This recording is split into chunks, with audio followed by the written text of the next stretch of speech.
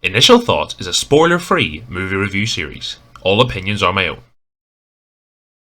Hi everyone, welcome back to Initial Thoughts, a series in which we talk about films as and when they're released. Today's film we're talking about is Don't Worry Darling, a film that has been widely publicised, but not for the reasons you would imagine, mainly down to the fact that it has been a TMZ mess over the the last year or so, it seems to be. Maybe not as long as a year, but certainly through kind of the runtime of when this film was first announced, the first trailer dropped, to its release. There's been speculation, there's been controversy, there's been clearly something going on behind the scenes between some of the different actors, between that being Florence Pugh, whether that be Chris Pine, whether that be Olivia Wilde, who directed and starred in the film, whether that be Harry Styles, he had some connection with Olivia Wilde. That's a lot of drama, and to be honest, I'm not TMZ, I don't really care about that. I'm a movie guy, and I'm here to talk about movies. So let's talk about Don't Worry Darling as a film, and forget the drama, let's talk about the drama from the film. So, drama pushed to one side, let's talk about Don't Worry Darling as a film. And there's a lot to talk about, because of course let's talk about the co-leads, the two main stars of this, and the two selling points, which has been Florence Pugh. Of course, she is one of the hottest and rising stars in Hollywood today, kind of everything from her MCU starring of last year, but even further back to something like Fighting With My Family a good lot of years ago, really was put her on the map, but she's really a top bill actress at this point, and rightly so. Florence Pugh is wonderful in so many things, even something like Midsommar, which I personally wasn't a massive fan of the way some people were, but I thought she was far and away the best part about that film, and her performance in that is also truly wonderful, as are a lot of her performances. So coming into that and seeing Florence Pugh, that was already a selling point for me. Now, on the flip side, let's talk a little bit about Harry Styles. And I already anticipate the hate of the fangirls. I like Harry Styles' music, I'll admit that. I wouldn't say I love it or anything, but I think Harry Styles, one of the biggest artists in the world. It's hard to dispute that at this point. And he's obviously making, which so many have done before him, that transition into the movie and the big screen. I can't say I'm a massive fan of him as an actor going into this film. I had heard, and again, not to linger too much on the drama, but I had heard through the grapevine that originally it was penciled in that Shia LaBeouf would be taking this role and not Harry Styles, but obviously that didn't happen, and Harry Styles that. Of course, there's other performances in here, people like Chris Pine, who's also been popping up in a lot of things recently, and also I think his stock is probably as high as it's ever been, because he's been pretty good in a lot of things in these last kind of 2-3 years particularly. Olivia Wilde obviously directed the film and stars in, has a starring role in this, but it's definitely, would be categorized as a side character.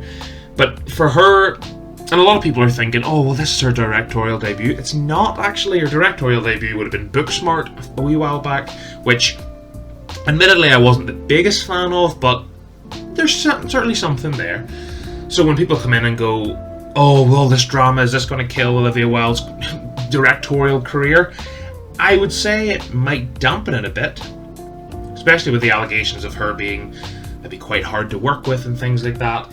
I wouldn't read too much into that. I think Olivia Wilde certainly has all the makings of a good director, and again, I'm only really basing it on Booksmart. So that's all that out of the way. Let's talk about Don't Worry Darling. Now, critics have been pretty harsh on this film, basically from the get-go. And I wonder, has the drama side of things played into that, or was that just the general reflection of their view on the film, which is fair enough. A lot of critics given this pretty shocking scores, really like, I thought they were harsh going into this, so I was thinking, geez, this must be a disaster of a film. You know, there really wasn't anything good here, and the drama was probably the most exciting thing of it that's attached to it. I really hope that wasn't the case, but I went in with an open mind, as I do with, if you've been on the channel for a while, you know I go in with an open mind. And I would implore you to do this yourself, make your own decisions on films. And that's, I'll say my thoughts on them, like so many people do, But at the end of the day, you go, give it a go. You either love it, you hate it, you think it's just fine. Where do I lie on that side of things with Don't Worry Darling? I liked this film. Didn't love it. Didn't think it did anything groundbreaking, or it wasn't a masterpiece in any way. But it had a lot to latch onto. So let's start and talk about kind of my overall thoughts on the film, because the first act I found myself, while I wasn't checked out or anything, there was a lot of setting the scene, there was a lot of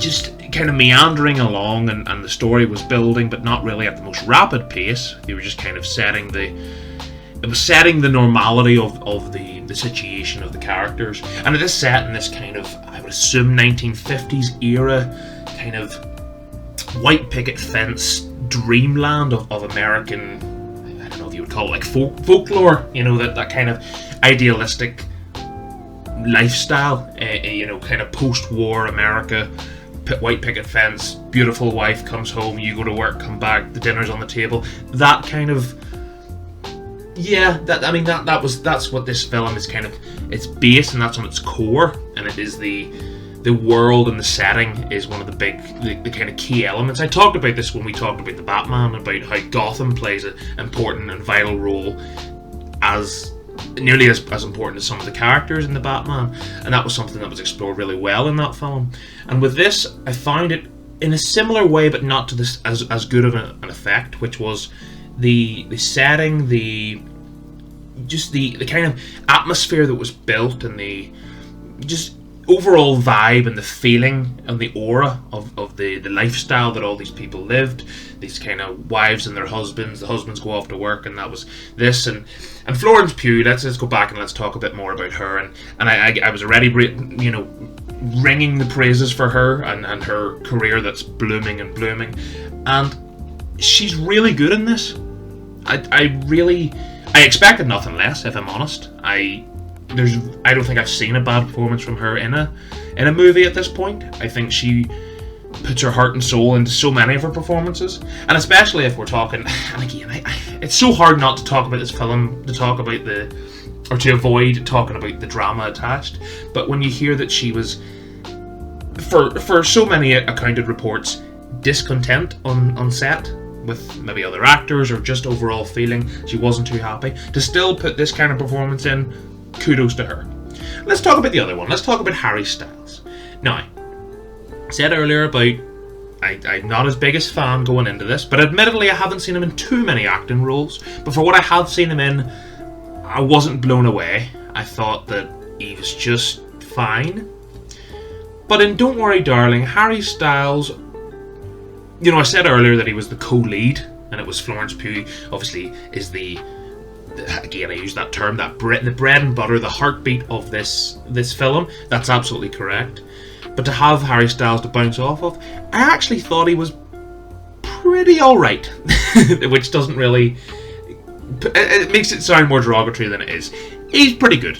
He's pretty good. For what his performance was, for the line delivery, the accent, the just... everything that he had to do, I thought he did pretty well. So, does that mean I'm thinking, oh my god, what an acting career he's going to have ahead of him? I don't know. I wouldn't say I'm fully sold. But for what he did in Don't Worry Darling, I find pretty good. Pretty good. So kudos to him. Also, the other performances, I thought Chris Pine, as I mentioned earlier, his career is going from strength to strength. This was one of his... I find him really good in this. He might have been, bar Florence Pugh, my favourite performance in the film. So, yeah, he was really good. And that, I can't really be too derogatory in this film, and that does make me question why these scores were too low, you know, by the critics and things like that. But I don't love the film. And when I try to put my finger on why I really don't like the film, or sorry, that I really don't love the film, I do like the film, why it isn't, you know, one of those really memorable, I would imagine I'll forget this. And that's maybe my biggest criticism. I find it didn't have a lot to latch on to. I thought the story as it went along, and it went from beat to beat, it was strong in certain points, but I found that it kind of lost itself a little bit along the way. I felt the narrative slightly slipped off in quality at the key moments that was important. It built well, and it got into a bit of a crescendo, and certainly as we kind of entered the second act of the film, that was when it really... The whole second act, I thought was really good. As I mean, this is the trailer, so it's not too much of a spoiler. As Florence Pugh starts to unravel the mystery, if you like, that's when the film really gets going. About kind of the start of the second act through to maybe this, as we reach the end of the film, but it just didn't stick the landing. And I think that's been my overall thought of Don't Worry Darling. I felt that there's a lot of potential there. The performances, as I say, were pretty good. And, you know, I said earlier about the 1950s aura and things like that. The music and the scenery and the kind of scene setting that they did to kind of encapsulate that time period, really good. Really good. That was probably the best bit of the film overall. Forget the performances, forget anything else. That kind of transports you back to 1950, if you like. Really good. That was probably the best bit. But my overall criticism, and this is weird because I walked out of this film thinking that could easily have just been a long Black Mirror episode. And if, like me, you've watched a lot of Black Mirror and you appreciate that TV show for what it is, and those kind of... Obviously, it isn't a linear television show. It's all very specific stories with kind of larger actors in them. That's a bit that was my overall feeling of Don't Worry Darling. I felt like a very well produced Black Mirror, like a really high budget Black Mirror episode. That was my overall feeling coming out of it, and that isn't really a criticism, but I just feel that for what they're going for, these kind of idealistic scenarios that have dark undertones, that obviously, if you were describing Black Mirror, that's every episode. Idealistic scenario, dark undertone. And that's exactly how you would describe Don't Worry Darling. But I just couldn't really... I didn't find myself latched onto this film. I didn't find myself really loving it at any point. I just thought... And I enjoyed a lot of the scenes. I enjoyed a lot of the moments. I enjoyed some of the character chemistry they had with each other. Again, basically anybody that came in contact with Florence Pugh in this film instantly was elevated by her performance, and that elevated their performances. Her in particular with Harry Styles, some of the scenes in there, maybe arguments, or there was a lot to praise.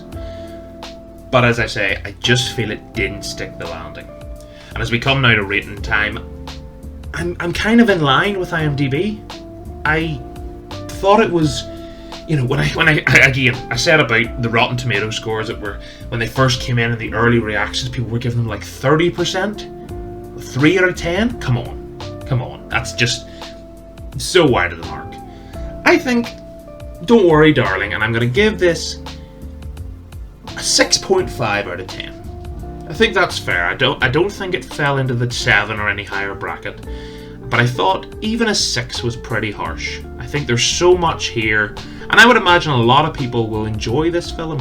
I would imagine that a lot of people will go to this film probably loving Harry Styles or loving some of the other actors or actresses in this film, and they'll go just for them. But I would imagine most of them are Harry Styles. I, like all of you, know the cultural impact that Harry Styles has, the love that so many people has for him. They'll just go because it's him. That's fair enough. But I think they'll be pleasantly surprised by the quality of this film. It isn't just they're going because they like him. That's probably what gets them in the door. It gets them into the seat and actually watching the film. But there's certainly... It wasn't a throwaway movie like I thought it would be, admittedly.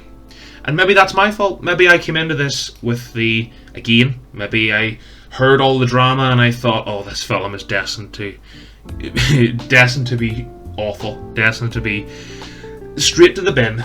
But no, Don't Worry Darling's decent. And that's my overall thoughts. It kind of forgettable. I would imagine if you asked me in February of next year, what did you think of Don't Worry Darling, I would go, oh yeah, I did see that. And that's... I could never see myself going back to watch this again. But that's not to say there isn't quality here. And again, I would imagine people will be very varied on this film. I would imagine people will go to see this and come out going, I actually thought that was pretty good. And there'll be people that go, oh, that was just, why are they trying to turn Harry Styles into a performer, into an actor? I think I fall somewhere between the two. I thought it was decent. I thought Don't Worry Darling was a pretty good time with some great performances. Well, I say some great performances. Florence Pugh is a great performance. The rest are pretty good, but a lot of it is just elevated by her. That's just the quality she has. And I think, just to kind of linger on talking about her a bit more, I think that we will not be waiting too long until she's getting an Academy Award nomination for a performance. I think maybe next year, maybe the year after that. It won't be too long, because she has such quality. She is... That's if she had... I mean, I haven't really been following the Academy Awards nominations too much. I just really check the winners. I don't think she's been nominated yet. If she has already, that isn't a shock to me. But yeah, don't be surprised if there's an Academy... Not for this film. Don't get that twisted. It's not going to be for this film. But there'll be a real film that is exactly right for her. She'll get to put her heart and soul like she does with all of her performances, and she'll absolutely be up for the Academy Award nomination. And I wouldn't be surprised if she won when that does roll around. But yeah, that's my overall thoughts on Don't Worry Darling. A film, again, I say it, was tainted by so much drama, so much celebrity gossip and unnecessary drama. I think if this film had came out without all that, though, and this is the strange part, I think the drama actually amplified the excitement for the film.